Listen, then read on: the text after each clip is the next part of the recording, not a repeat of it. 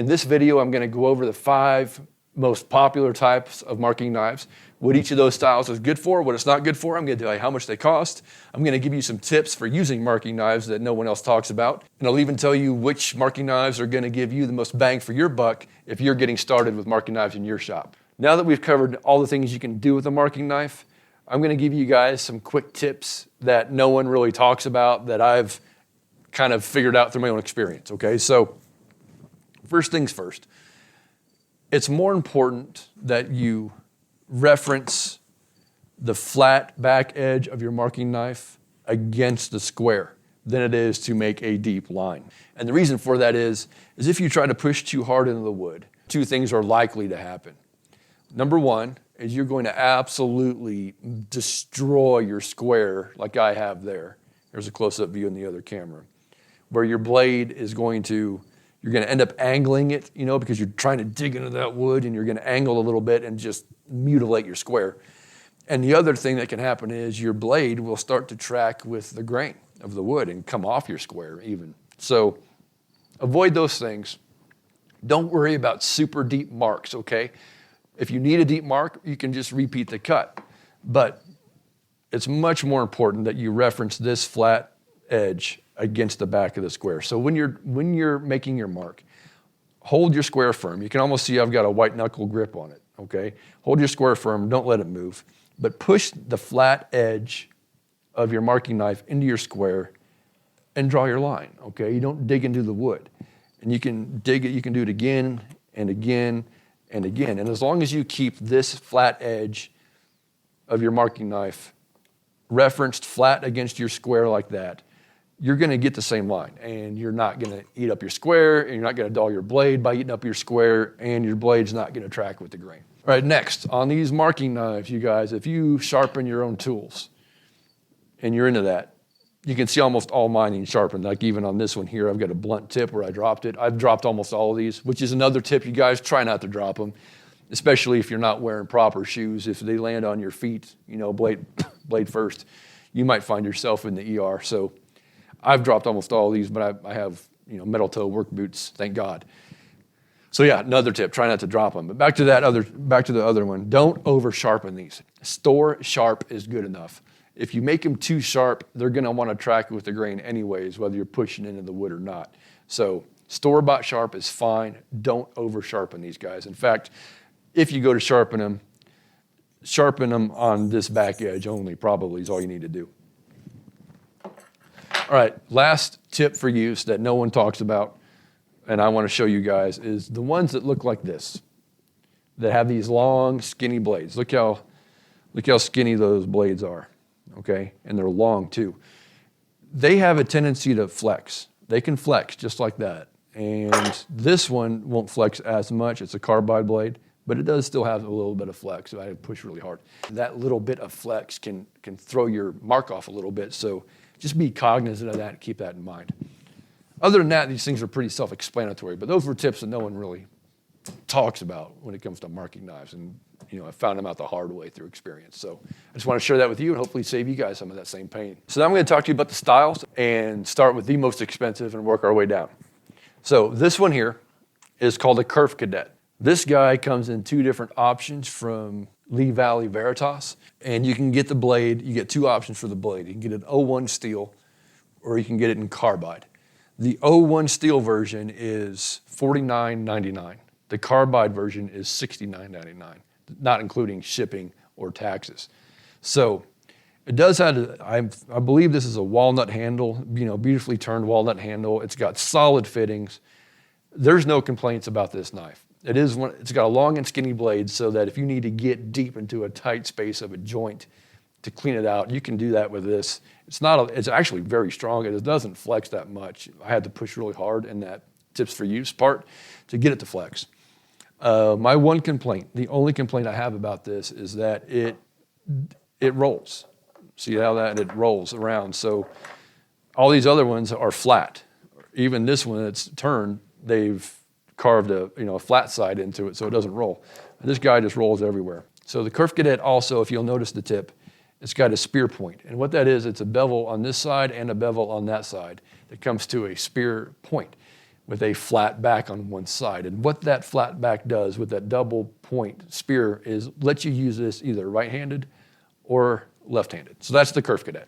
Next on the list is the Puredashi. This is a Puredashi style. And earlier in the video, you guys saw me kind of carving or whittling with this knife, saying, oh, it's one thing you can do with these is carve. You're probably not going to carve like birds or something with this. Honestly, the word Puredashi in Japanese means to carve out. So they basically call this a carving knife. They don't really call it a marking knife. We use them for marking knives. It's got a flat back and everything else, for marking. But in traditional Japanese carpentry, you guys, there are very complex joints. They don't like to use like fasteners, like screws and nails, not even glue. But they've got very complex joints they use, and some of them are quite big. And so sometimes they need to get into those joints to clean them out and neaten them up. And some of those joints are big, so you need a big, hefty knife. And that's what this one's good for. This knife makes very deep cuts if you need it to. You can see it's a single edge blade, okay? It's a single bevel blade. On the back is flat. That means this knife is either right-handed or left-handed. And you can find this exact style online in both right and left-handed. But if you're gonna use these knives, get both of them, or else you'll find yourselves having to flip over your work every time you need to switch hands, or walking around your workbench to the other side of the work because you can't mark with your left hand. So like I said, this one makes deep cuts, so it's great for that knife wall technique. It's great for making marks in your wood to prevent tear out in the table saw or the chop saw. And if you'll notice on the back, I'm gonna hold it in the light just so you can see that glimmer on the edges. What that is this part of the back that's not glimmering is hollowed out. So that makes it easier to sharpen. If you've got a sharpening system, all you're sharpening is these edges that are shiny instead of this whole thing, which really makes it quicker to sharpen. If you'll notice on the expensive Lee Veritas, the flat back, there is no hollow back, okay? So I don't know how you sharpen these. You probably don't. It's a carbide tip blade, so it should last a long, long time. But if it ever does wear out, I suppose you have to order a new blade for it. So there's no sharpening on that, by the way. So there is on this one. So these can be found online, you guys, for around $27.50. Some are more expensive, some are less expensive. Some have a wooden handle that wraps around this tang. Yeah, Japanese style Puredashi marking knife, okay? In the same price range is this one. And this one is a Swiss made, I can't pronounce it, P-F-E-I-L. I'm not even gonna try, I'd butcher it. But you'll notice this knife also has a spear point, okay, with a double bevel. So this is a left and right-handed knife as well. You can use it both, both ways, right and left-handed. You'll notice the back does not have a hollow back. So you can sharpen this, but it might take some extra work. The other thing about this blade is you'll see here, I'll show you the profile on the side, it's quite thick. So if you need to get into tight places, this may not be the knife for you. Again, these runs about $27.50. You can get these at Woodcraft. You can find them a lot cheaper than that. This actual style I've seen on Amazon for $8. So if you want to get that, that's good. It's a great knife. This is the one I started out with. I use it for a long, long time. All right, next on our list is the Swan Morton. You've seen me holding this one up. It's got the red handle. A Swan Morton knife is a little different. It's got the long, skinny blade, which is really good for getting into, tight places. This one does have some more flex to it. This is much more like a razor blade from like a box cutter type of style. It's got a single bevel, but the bevel goes to a point, okay? From both sides of the blade, it comes into a point, which means you can use this right or left-handed, you guys. Another point to notice is that these handles, they come in different styles. There's even the kind that is retractable, just like a box cutter has a retractable knife. Only the slider's on the side of the handle over here, and you can retract it, and that's a great handy knife to have in the shop. You can retract it and put it in your pocket and not cut yourself. So a couple things to note about the way this knife is made. It's a razor blade fashion knife, which means you've got the reference face here, and that's the part that's gonna reference against your square.